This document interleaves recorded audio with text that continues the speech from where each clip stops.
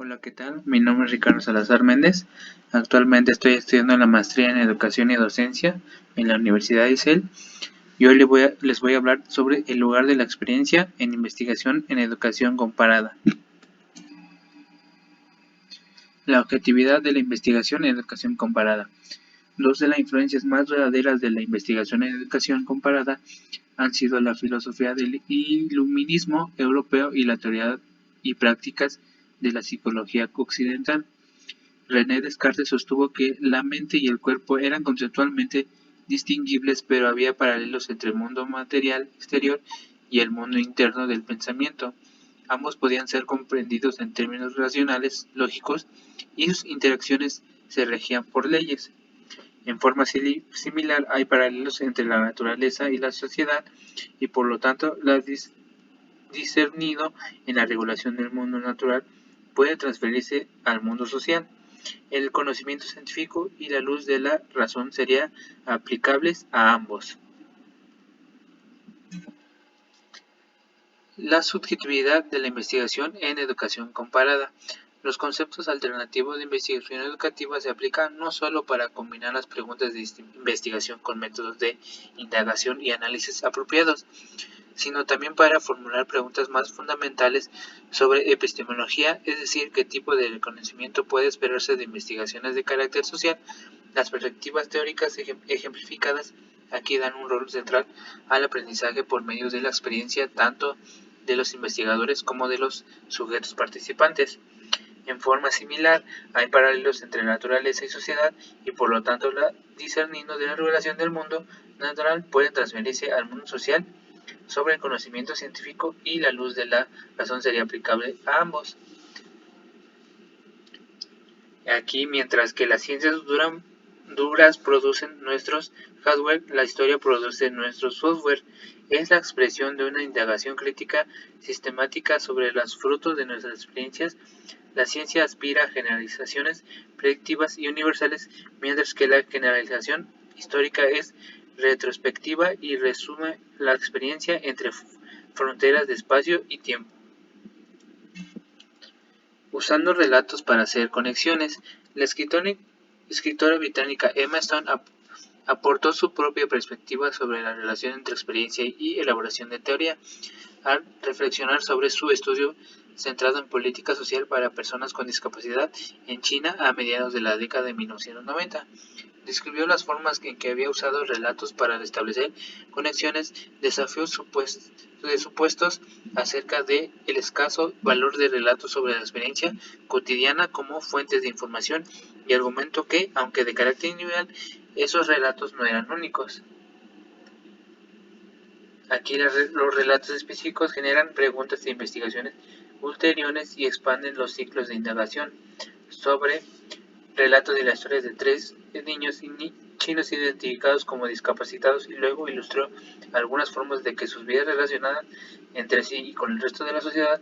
Los factores inmediatos incluían el impacto del rápido cambio socioeconómico sobre sus hogares, percepciones domésticas sobre la discapacidad, redes de apoyo disponibles, políticas sociales y nacionales, y la industria de la rehabilitación. Constructivismo.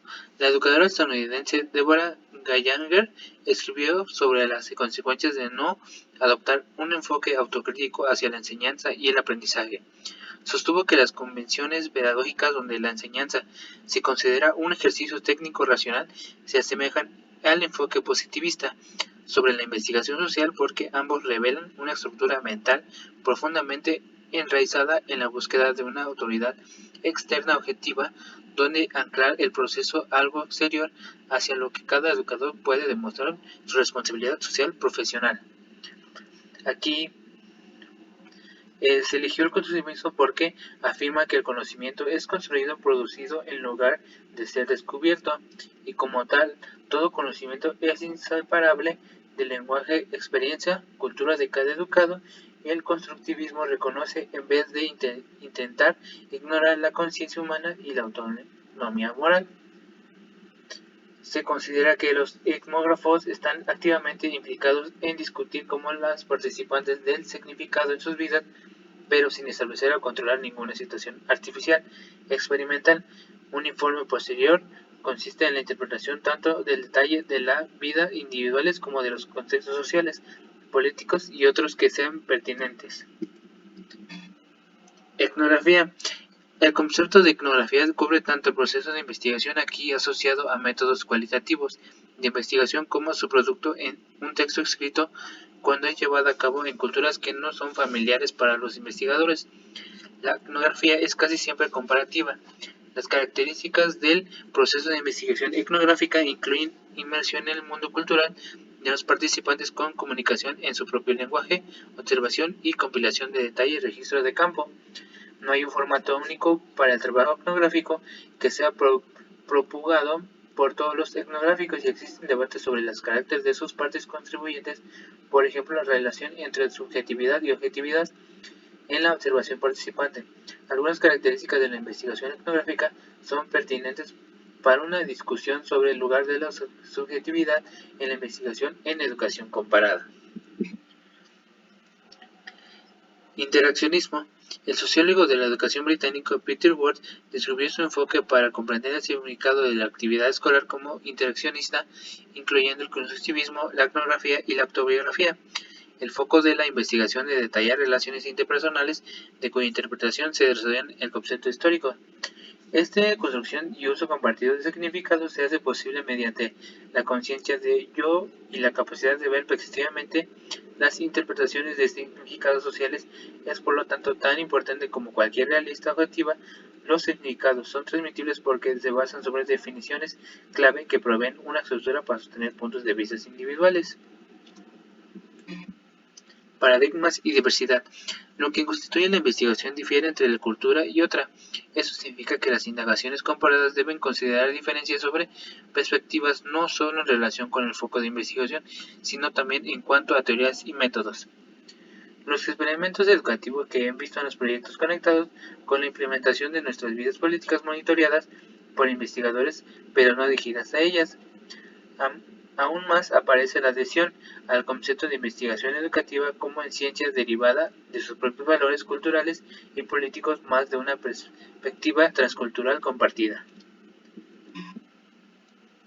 Relaciones de la producción de investigación. Las relaciones sociales de la producción de investigativa afectan las indagaciones de manera significativa.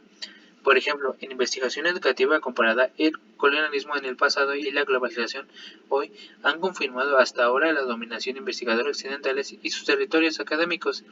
La utilidad de los enfoques sobre investigación y la utilidad de aquellos que efectúan la investigación están relacionados. Además, me parece que el interaccionismo basado en la interpretación de experiencias cotidianas y apoyado por influyentes sociólogos de la educación británica, precisamente porque se predicia sobre la idea del yo autónomo, podría no ser inteligible en culturas que no comparten este principio elemental. Paradigma de guerra y paz. El rol central para la experiencia en investigación social, dentro del cual incluyen las investigaciones educativas comparadas sobre enseñanza y aprendizaje, sostiene que los valores sociales no pueden separarse de hechos sociales y establece en consecuencia relaciones entre la valoración de la experiencia y la investigación consciente de sus contextos morales y políticos, culturales y personales. Quienes valoran el aprendizaje desde la experiencia y las perspectivas teóricas basadas en este principio buscan desafiar las estructuras de poder tanto en la formal como en el contenido. La utilización de materiales autobiográficos modela un enfoque recíproco que intenta compartir autoridad con otras voces participantes. Esas cuestiones se devuelven más obvias cuando los proyectos de investigación integran grupos que han experimentado una devaluación social. Investigación disciplinada. Entonces, ¿cuáles son los temas y fuentes de información apropiados para la investigación educativa comparada? Quienes han adoptado el enfoque de la psicología experimental pueden interesarse en las habilidades matemáticas de los estudiantes, por ejemplo, o en cómo mejorar memoria para el aprendizaje de idiomas. Los convenciones de diseño experimental pueden intentarlos a excluir contextos pertinentes en varios proyectos equilibrados y claramente recordados. Aquí, por contraste, aquellos que adoptan el enfoque de la etnografía pueden estar interesados en comprender el significado de una comunidad educativa, para la cual la investigación de la pobreza o del racismo pueden ser importantes, Diferentes compromisos teóricos, morales y políticos conforman la pregunta de la investigadora, quiénes hacen y cómo se lanzan a responderlas. Los etnográficos también pueden estar interaccionados en las experiencias estudiantiles del aprendizaje de las matemáticas y los psicólogos experimentales pueden interesarse en el tema de prejuicios, pero algunos enfoques están mejor equipados que otros para aprender realidades sociales e irreducibles diferencias en cosmovisión.